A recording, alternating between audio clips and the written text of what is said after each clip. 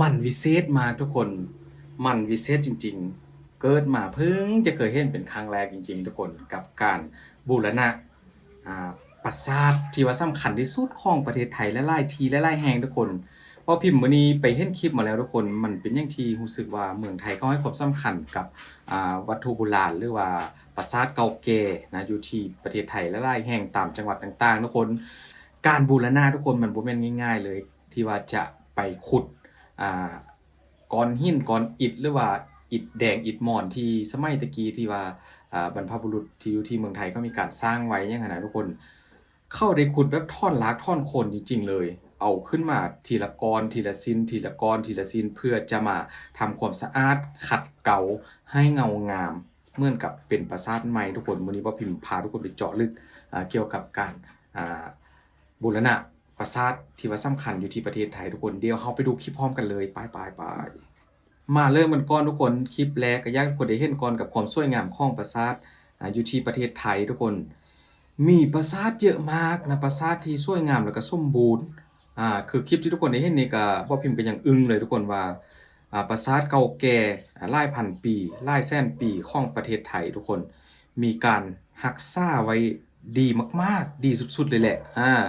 บางที่ถ้าว่ามีการผุพังหรือว่าตามผุพังหรือว่าเปเพตามกาลเวลาอย่างนั้นน่ะจะรีบทำการซ่อมแซมนะทุกคนรีบทำการซ่อมแซมเพื่อจะให้กลับมาคงสภาพเดิมแล้วก็สวยงามคือกับตอนที่ว่าบรรพบุรุษของเมืองไทยมีการสร้างปะไว้ให้กับลูกหลานหรือว่าพี่น้องชาวไทยได้เบิ่งได้เห็นได้ชมได้ใส่นะทุกคนนี่คือตัวอย่างคลิปนี้ยังไม่ไหม้อยู่ทุกคนมีการรักษาไว้ดีมากและต่อไปเดี๋ยวจะพาทุกคนไปดูว่า หลังจากที่เริ่มมีการผุพังทุกคนจะมีการก่อสร้างหรือว่าซ่อมแปลงได้นี่ทุกคนแบบนี้เลยก็คือทีแรกก็จะมีการขึ้นโครงเหล็กนะทุกคนล้อมไปด้วยตัวของปราสาทนั่นน่ะเพื่อจะเริ่มเก็บเอาทีละชิ้นออกมาขัดมาแกะมาเกานี่ทุกคนคือนี่เลยนะกับสร้างของเมืองไทยนั่นแหละทุกคนที่ว่าเข้ามีการทำหรือว่าที่คนรู้จักก็คือกรมศิลปากรใช่ไหมที่อยู่เมืองไทยที่ว่าพวกเขามีความเชี่ยวชาญในเรื่องของการรักษาวัตถุโบราณหรือว่าปราสาทเก่าแก่ของประเทศไทยอยู่แล้วนะทุกคนบอกจะเอามาแกะทีละชิ้นมาเกาทีละชิ้นแล้วก็มาคูดเอาอ่าเศษฝุ่นเศษเขาเรียกอะไรนะอยู่ที่เมืองไทยเป็นสลายเป็นไข่เป็นที่ว่ามันเกาะนะทุกคนอ่าขัดเกลาให้เงางามเหมือนกับเป็นปราสาทใหม่เพิ่งมาสร้างเสร็จแต่สิ่งที่ว่าเอามาคูดมาแกะมาทำความสะอาดเนี่ยนะทุกคนก็คือเขาจะยกออกมาทีละชิ้นทีละชิ้นนี่บอกอยู่ด้านล่างทุกคนจะมีการวางไว้เป็นทีละชิ้นทีละชิ้นนะทุกคนแล้วทำเครื่องไม้ไว้พอพิมพ์สังเกตไว้เห็นมีเครื่องไม้ทุกคนเห็นบอกทุกจุดนี้จะมีการขุดออกมาแบบท่อนรากท่อนโคนจริงๆทุกคนว่าพิมพ์เข้าใจคำนี้ก็แล้วกันเพราะว่าเขาจะขุดออกมาจากใต้ดินเลยจุดที่ว่าเป็นท่านรางท่านรากของตัวปราสาทนั่นนะเขาจะเริ่มจากจุดนั้นเลยทุกคนนี่แล้วก็มีรถเข็นยกขึ้นมาอ่า มีจอกมีเสียมเลยทุกคนอุปกรณ์ของกรมศิลปากรของประเทศไทยเห็นบ่ก่อนได้ที่ว่าเอาขึ้นมาได้แล้วก็จะมีการเขียนเครื่องไม้ติดไว้เพราะพิมพ์อย่างอึ้งอย่างตึมเรื่องหนึงทุกคนก็คือแบบเขาจำกรอิฐก้อนหินที่ว่ามีการสร้างนะมันเป็นหลายหมื่นกรหลายแสนกรสินะเขาจำได้ยังไงว่ากรง่ายเอาขึ้นมาแล้วจะอยู่จุดไหนของอันตัวปราสาทนั่นนะทุกคนหรือว่าเป็นการทำเครื่องไม้ที่แบบ ก็อะไรนะวิสาเฉพาะตัวบ่หรือว่าเป็นแบบนั้นบ่ทุกคนพอมันน่าทึ่งหลายนี่ทุกคนแต่ละกรที่เอาขึ้นมาก็จะเป็นแบบนี้นะเตรียมทำความสะอาดแล้วก็จะไปวางไว้จุดเดิมที่สำคัญก็คือทุกกรที่ว่าออกมานะทุกคนกรมศิลปากรที่ว่าเข้าเชี่ยวชาญเรื่องนี้เขาจะแบบ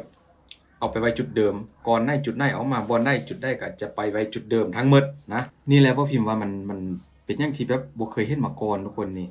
ให้บอกในสร้างฝีมือแบบของเมืองไทยทุกคนมีทั้งรถเข็นรถยกแล้วก็มีรถแมคโครด้วยที่ว่าไปช่วยทุกคนเพราะว่าหินก้อนหนึงนี้เราก็บ่ฮู้ว่ามันหนักกี่ตันนะทุกคนเพราะว่าเป็นหินสมัยโบราณมันอาจจะมีน้ำหนักที่แบบอื้อฮือบ่คิดบ่ฝันอะไรทุกคนแต่ก็เป็นเรื่องที่แบบเขาเอิ้นว่าเป็นเรื่องที่ว่าน่าแปลกใจเนาะทุกคนแบบสมัยแต่กี้บ่ฮู้ว่าบรรพบุรุษอยู่ที่เมืองไทยหรือว่าหลายๆที่นะเขายกก้อนหินขึ้นไปก่อกัน ต่อกันขึ้นเป็นตัวประสานนะทุกคนเขาทำได้ยังไงทั้งๆที่แบบสมัยตะกี้อาจจะบ่มีแบบรถเข็นบ่รถยกรถหยังอะนะแต่ว่านี่ทำได้นี่คือจุดนี้ทุกคนเป็นเหมือนกับขุดเข้าไปลึกเลยทุกคนเห็นบ่ กรมศิลปากรอยู่ที่เมืองไทยเขาก็ทำการขุดขึ้นมาทีละก้อนทีละก้อนนะนี่คือจะเป็นรากฐานของตัวปราสาทแหละนี่มีรถคอยประจำเป็นจุดเป็นจุดทุกคนซึ่งว่าก้อนหินที่ว่ามีการขุดขึ้นมาก็จะใส่เขียนยกขึ้นมาทั้งหมดนะทุกคนแล้วก็ใส่กำลังคนในการคอดเคลียร์เพื่อจะเอาก้อนหินขึ้นมาในในดินนั่นน่ะจากพื้นดินนั่นนะทุกคนถือว่าเป็นอย่างที่มันว้าวแหงว่าพิมก็บ่เคยเห็นจักเทื่อพี่น้องว่าเมืองไทยมีการบูรณะแบบนี้บูรณะโดยการเอาออกมาทั้งหมดทั้งทุกจุดจริงๆทุกก้อนจริงๆทุกคน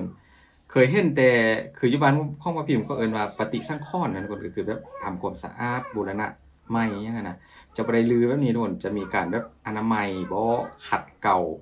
ตัวธาตุพระธาตุอย่างประมาณนี้นะแต่บ่ได้เป็นแบบเหมือนกับอยู่ที่เมืองไทยนะคนเมืองไทยเขาจะขุดออกมาใหม่หมดตัวได้ที่ว่าจุดได้ที่ว่ามีก้อนหินหรือก้อนอิฐมอนอิฐแดงที่ว่ามีการก็อะไรเสียหายนะเขาก็จะใส่ก้อนใหม่ที่ว่ามีขนาดใกล้เคียงกันเหมือนกันมาเสริมใส่ถือว่าดีแฮงทุกคนนี่คือตัวปราสาทจุดนี้ทุกคนนี่ก็ถือว่ายังไม่ไหม้เลยมีการรักษาไว้ดีที่สุดนะดีที่สุดเลยโอ้โหทุกคนมันน่าทึ่งหลายน่าทึ่งสุดๆนะ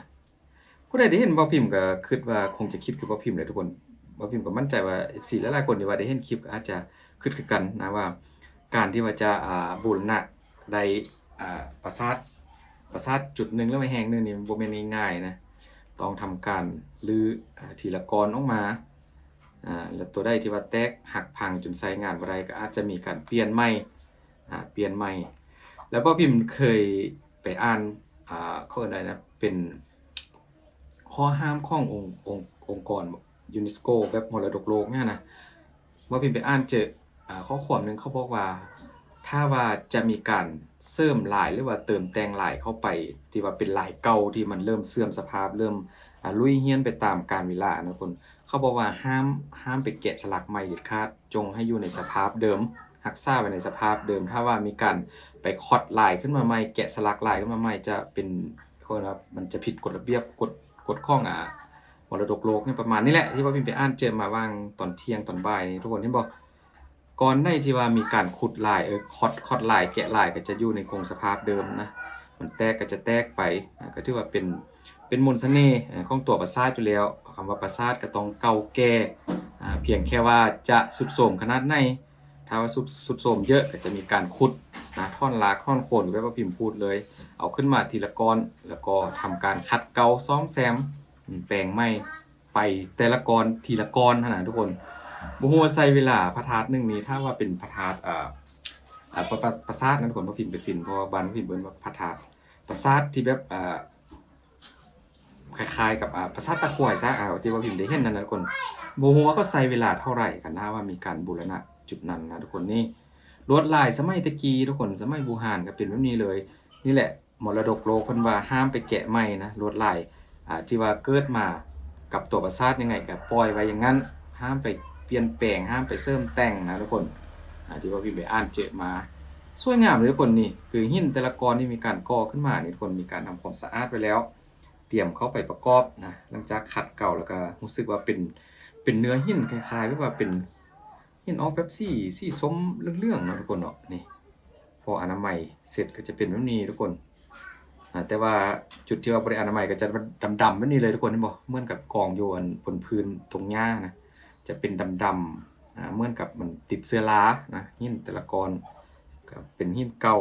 พอขัดเงาขัดอนามัยแล้วก็จะออกเป็นเรื่องๆนี่ทุกคนจุดนี้ก็มีการเอาโครงเหล็กขึ้นไปเสริมแล้วเพื่อจะค้นก้อนหินของตัวปราสาทลงมาทุกคน